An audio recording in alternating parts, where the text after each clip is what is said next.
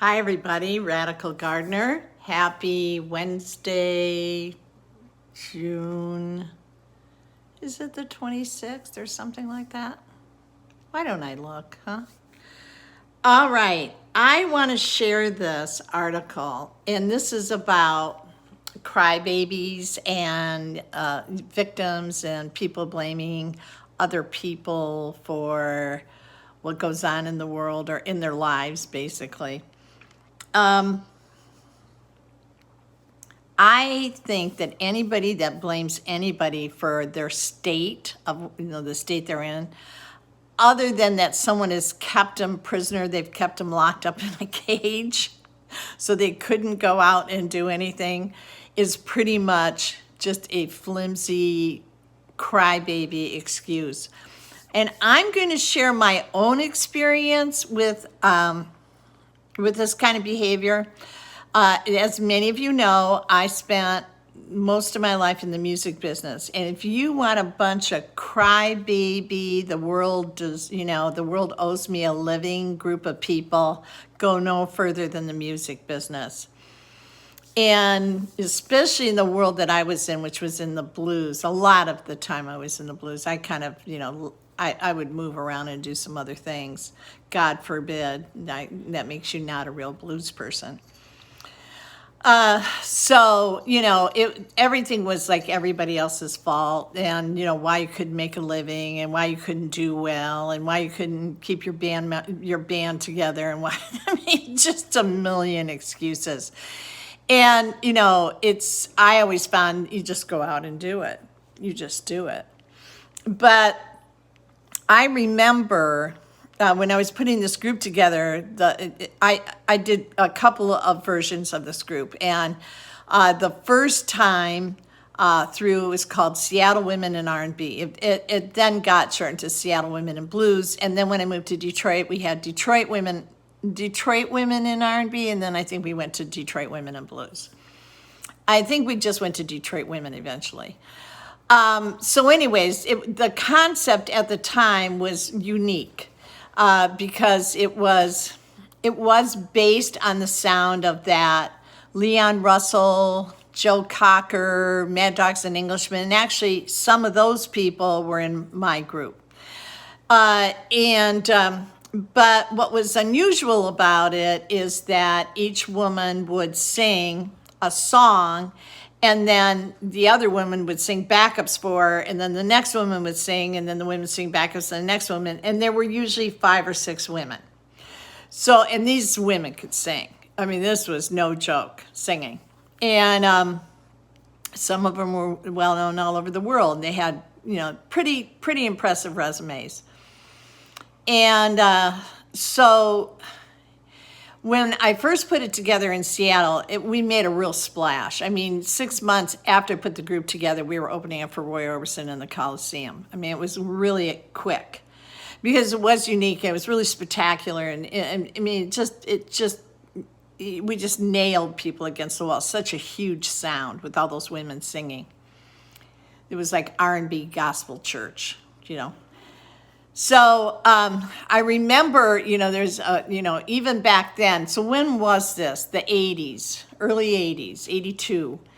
And I remember, and there was a big, lesbian community there, even then, and as there is now. And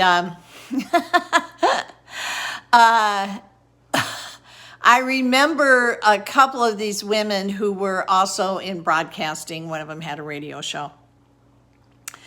And they asked me why I had men in the band because I was calling it Seattle Women in R&B.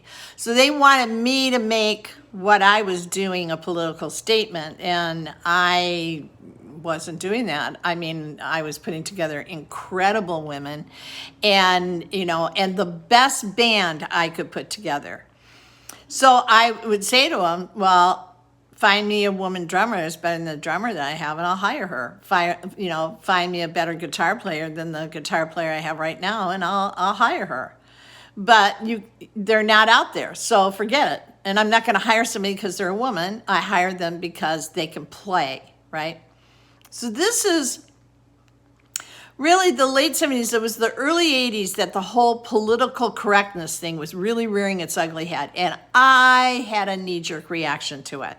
I knew it was trouble. Maybe I couldn't verbalize why I thought it was trouble, but I don't like being a victim. And and that's what that always turns into, where you're blaming others. So now you're a professional victim. And then you're not going to take any responsibility for your life, not in any real way, you know. And it's a killer for imagination and creativity because you're constantly victimized. You can't really be in your source of your creative power. So, yeah, I knew that was really going to be trouble. And when I was living in Seattle took on the political correctness. Well, the West Coast was always like, everything's okay. And, you know, I mean, come on, it's all right. You know, so what if he's not that good? You know, at least he's trying. And, oh, God, it would drive me insane. So I go, well, he sucks. You know, I'm glad he's playing, but he sucks. I mean, call it what it is, you know. So I knew that was just going to get worse and worse and worse. And you're looking at it today. That's what it is. And it didn't help when a black president happened, because now nobody was going to critique this guy or say anything about this guy because he was black. So nobody would say that, but that was basically it. They weren't going to critique a black man or you were a racist, right? So you had that going on. So, you know, it is, and, you know, then you have the, you know, the fear-driven community. Now, I can say this because I live with a Jewish man, and you know, and he knows better than anybody else that, you know, the Jewish population is hypersensitive to, you know, you saying anything about anybody, you know, because look what happened to them. And what's hilarious about this is that exactly what they were fighting, and many of them still are fighting for, this political correctness. They're now living in a country that has really shown some anti-Semitic leanings. And just because we couldn't say anything about this group of people and this group of people, even though these people were really borderline terrorists, if not just outright terrorist. So political correctness is the death of society. And I've talked about it before. And actually, I wrote at one time that, you know, political correctness destroys anything that has the misfortune of coming up next to it. So, you know, all of a sudden your movies suck, and, you know, the art world, that sucks, because you can't make this strong statement or you aren't going to embrace stereotypes. And I got news for you. Stereotypes, you know, that's in Greek mythology, and, you know, well, it's just in life, right? So stereotypes don't come from nowhere. You know, and that's what a lot of our art forms are based on, are stereotypical behaviors.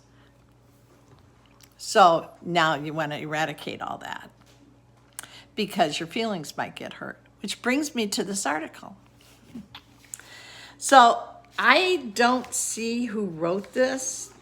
It's in something called Patriot Retort, but headline is, I feel unsafe, the war cry of manipulative little monsters.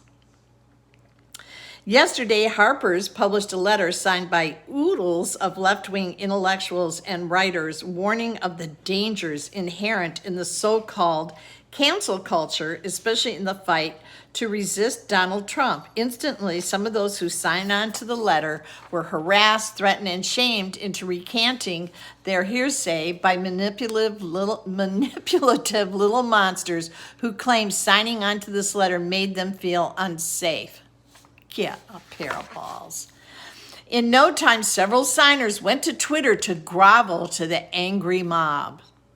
This is something I knew a long time ago. When you do and say something, and if you believe that, no matter how much pressure you get from the other side, you do not bend at all.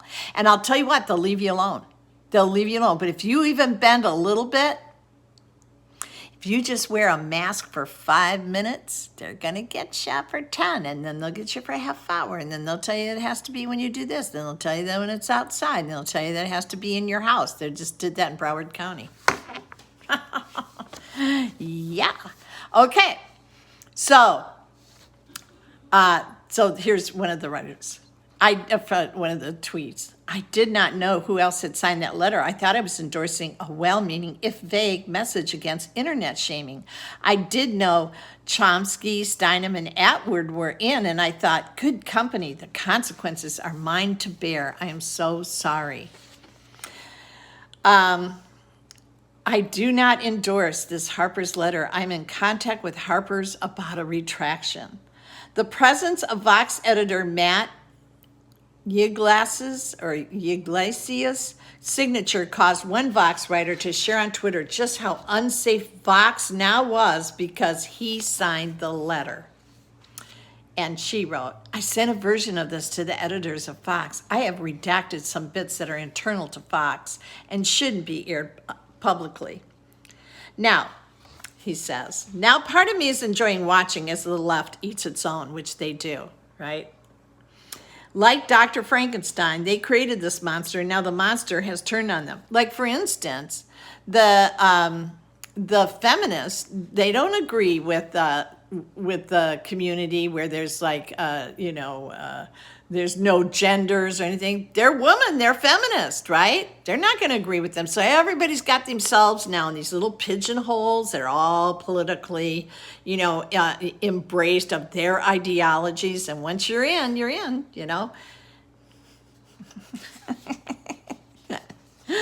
What a bunch of bullshit. But anyways,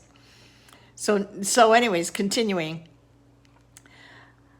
How can you not feel a sense of glee over that, especially considering that some who signed the letter decrying internet harassment were forced to recant thanks to internet harassment?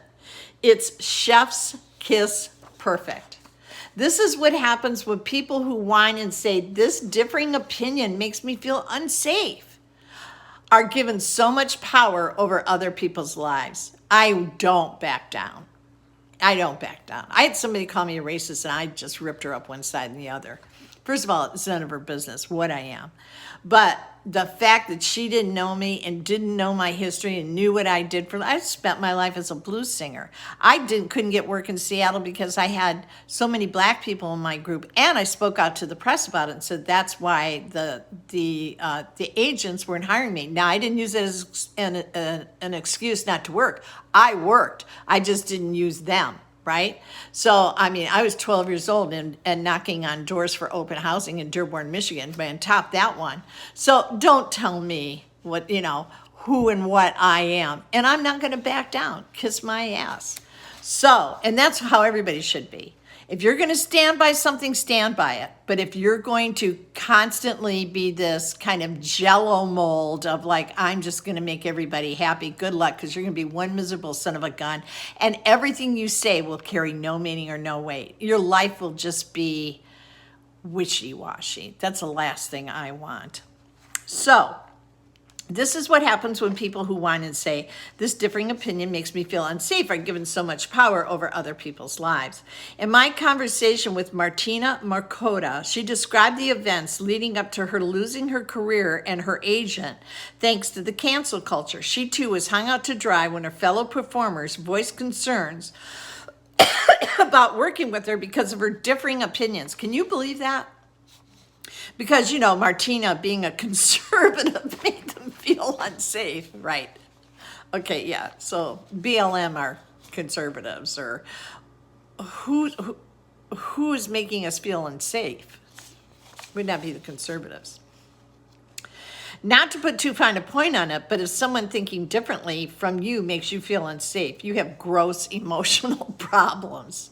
Actually, you're kind of a horrible person.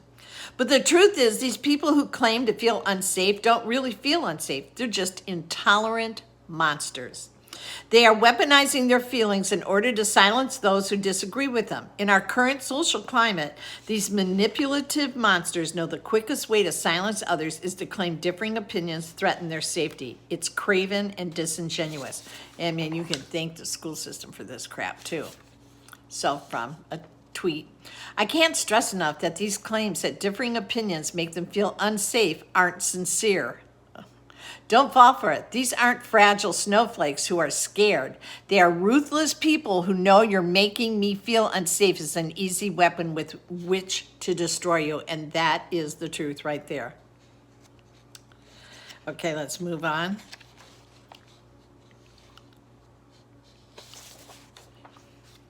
This Vox writer claims that this letter to her employer was not an attempt to get Matt Iglesias fired. Maybe not. I know I'm saying that wrong and I apologize. But blasting this letter across social media was definitely an attempt to send the vicious internet mob after Matt to harass him and attack him, because that's what these monsters do.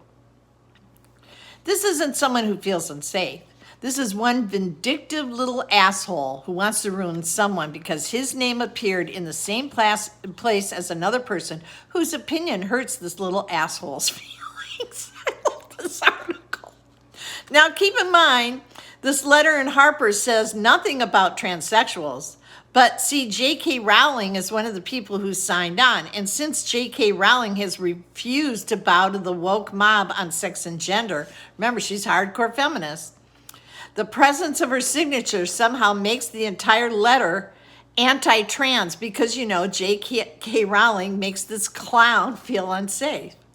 In the letter, this trans woman states she wants to believe in Vox's stated goal of a more diverse workplace. Yet diversity of opinion makes her feel unsafe. Which is it, honey? Do you believe in diversity or not? Exactly. This is the kind of crap we laughed about when it was coming from Oberlin critical race theory majors.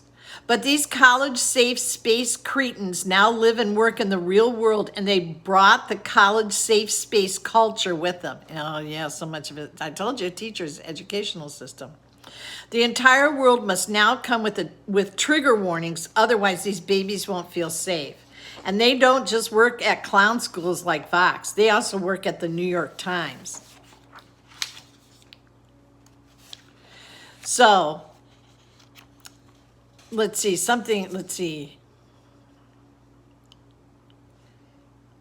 There's something here it didn't print out, but he goes on to say, oh, boo-hoo, they feel unsafe. He's talking about the New York Times. Over an opinion piece, these little victims managed to force a major daily to grovel for forgiveness while getting the offending editor fired.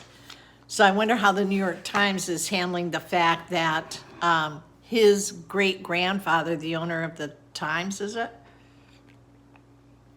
Owned slaves. Like, I care.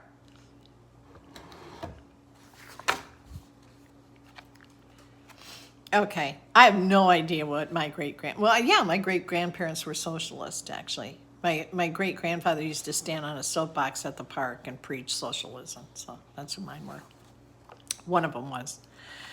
What a bunch of manipulative little creeps. But hey, these tactics work like a charm in college. So of course they keep doing it now that they work in the real world. We're surrounded by vicious little babies, and they aren't unsafe victims. They're the monsters. They aren't the powerless ones. They're the ones wielding the power.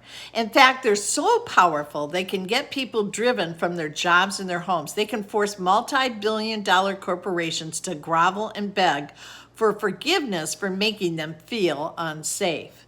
Hell, they can even force people who sign on to a letter decrying this vicious practice of personal destruction to recant just by using this vicious practice of personal destruction. They're not oppressed, they are the oppressors. They're not marginalized, they're the ones doing the marginalizing. And they sure as hell don't feel unsafe. Instead, the ones threatening the safety of others. Whimpering, I feel unsafe, is the shield they hold up to both silence their enemies and stop us from fighting back. Well, it's long past time for us to fight back. And I don't think these monsters will like how this fight ends. Boy, that is really the truth. I wish we had a name here, because it's a great article, but it comes from, and I'll put the link below, patriotretort.com. And the article's called I Feel Unsafe, but I love it. And it pretty much explains how I feel about it. So yeah, blaming anybody about anything is such a waste of time. Victimization, jeez.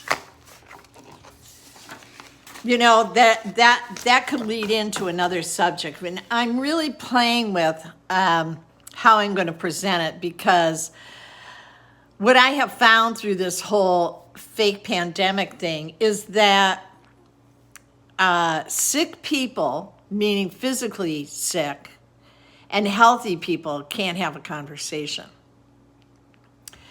Now, not everybody that's sick is a victim, but many people that are victims are sick. And so I have to be careful, not because of what you think, but I don't want to paint everybody into this one clump of like, if you're sick, you're a victim, because that is not my intention. I want to be really clear about that. But what I have found is that when you're having your mask debate, or, you know, a lot of health related, you know, things and practices, is that sick people, they can't hear you. You know, when you, let me, and this goes with, you know, really living in a victimized state of mind. Because that's really what we're talking about here. You know, everybody playing the victim, right? And then just not taking responsibility. So what was it? Where was I going with this? Well, anyways, you get the idea. You know, it's.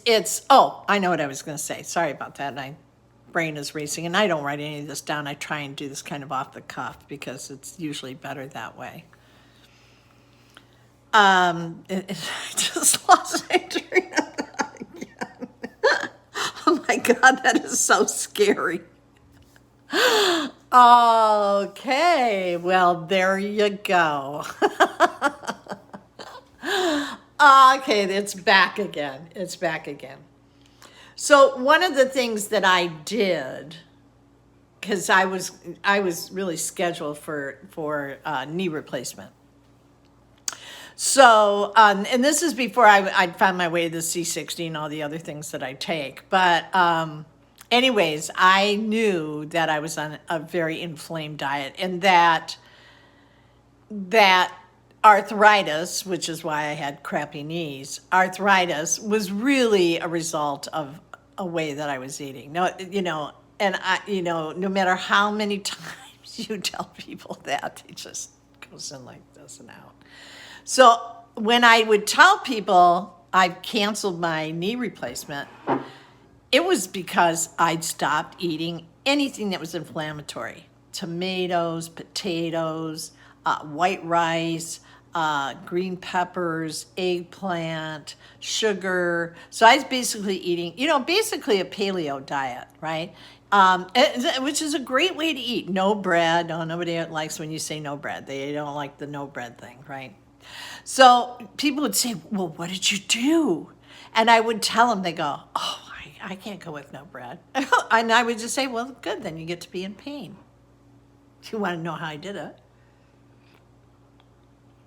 And I tell them, do it for a week.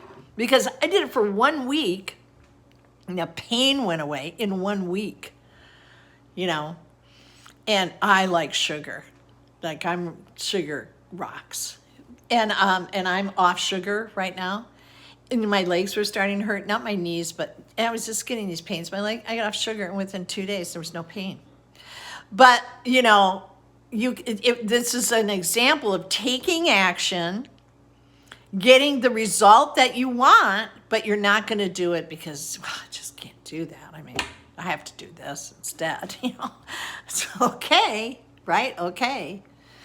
So it's really always about not just taking responsibility for who and what we are, but not blaming others because why blaming someone because you aren't going to take stock of your own well-being, of your own mindset, of your own journey. I never blamed anybody when I couldn't get a gig. I just worked harder and got a gig. Simple, really. Okay, that's enough of that. So, Radical Gardener, from my garden to yours, may your garden always grow. I'm sending you a ton of love. Okay? All right. See you later. Goodbye.